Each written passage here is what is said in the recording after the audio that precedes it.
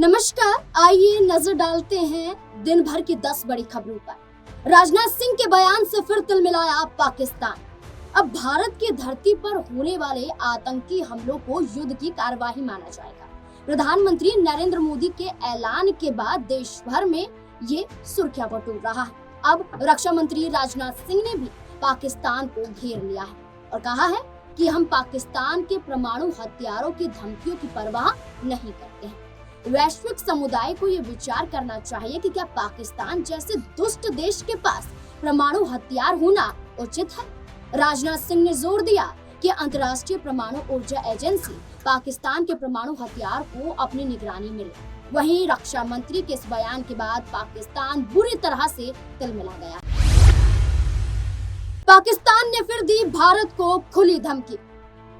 भारत ने आतंकवाद को करारा जवाब देने के लिए ऑपरेशन सिंदूर की शुरुआत की थी। पाकिस्तान और पीओके स्थित 9 आतंकी ठिकानों को तबाह किया गया था। इसके बाद पाकिस्तान ने आक्रामक रुख अपनाया और दो देशों के बीच तनाव बढ़ गया। इस बीच पाकिस्तान के director general inter service public relations ने अब खुलकर जवाब दिया है। आपको बता दें कि ISPR जनरल अहमद शरीफ चौधरी ने भारत को खुली धमकी दी है। उन्होंने इस दौरान सीज फायर के मसले पर कहा है कि अगर भारत ने नियम तोड़ा तो उसका जवाब क्रूर होगा। उन्होंने कहा, USA जैसे देश जानते हैं कि भारत क्या करना चाहता है। सबसे पहले कश्मीर का मुद्दा हल होना चाहिए, जो कि बंटवारे के बाद से उलझा ही हुआ है। कश्मीर का मुद्दा उसके लोगों और UN के मुताबिक हल होना चाहिए। अहमद शरीफ चौधरी ने कहा, जो भी हमारी सीमा में आकर देश की अखंडता के साथ खिलवाड़ करेगा उसे करारा जवाब दिया जाएगा और ये बहुत ही ज्यादा क्रूर होगा। पाक के नापाक इरादों का तुर्की को साथ देना पड़ा भारी।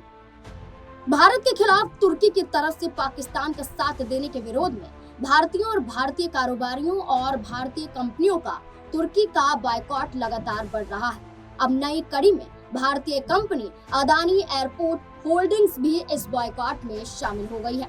PTI की खबर के मुताबिक कंपनी ने मुंबई और अहमदाबाद एयरपोर्ट के लिए तुर्की की कंपनी सेलेबी के साथ ग्राउंड हैंडलिंग रियायत समझौते को खत्म कर दिया है।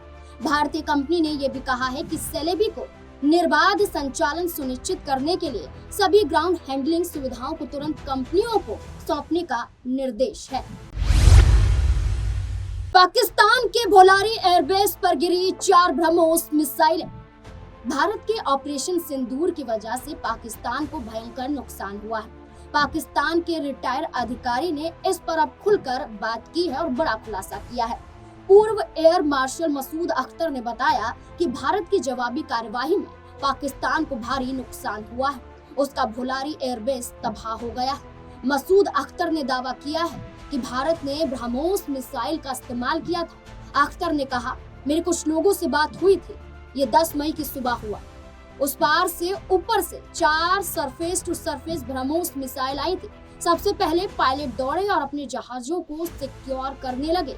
मिसाइल भोलारी में डायरेक्ट आकर एक हैंगर पर लगी, जहां पर हमारा AWACS विमान खड़ा था, जो डैमेज हुआ और शहादतें भी हुई। बिहार जाना राहुल गांधी को पड़ा भारी, FIR दर्ज।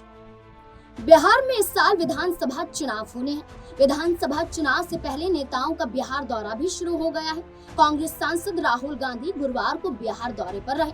बिहार दौरे पर आने पर कांग्रेस सांसद राहुल गांधी की मुश्किलें बढ़ गई। राहुल गांधी ने दरभंगा में प्रशासन की अनुमति के बिना छात्रावास पहुंचना उचित समझा और छात्रावास पहुंचने के बाद करीब 12 मिनट छात्रों को संबोधित करते हुए नजर आए। इस मामले में दरभंगा में राहुल गांधी के खिलाफ FIR दर्ज की गई। ये FIR जिला कल्याण पदाधिकारी आलोक कुमार की ओर से दर्ज कराई गई है। प्रशांत किशोर और हुए मजबूत, जनसुराज का बड़ा कुनबा। बिहार में विधानसभा चुनाव के मद्देनजर अलग अलग पार्टियों में पुराने नेताओं के शामिल होने का सिलसिला शुरू हो गया है।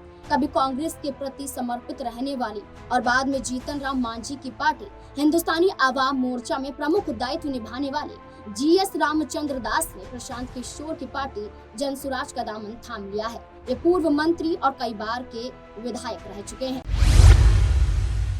IPL फिर शुरू होने से पहले खिलाड़ियों का हुआ replacement. Indian premium league season 18 में अभी तक 57 मैच खेले जा चुके हैं। 8 मई को टूर्नामेंट भारत पाकिस्तान तनाव के कारण एक हफ्ते के लिए रद्द कर दिया गया था।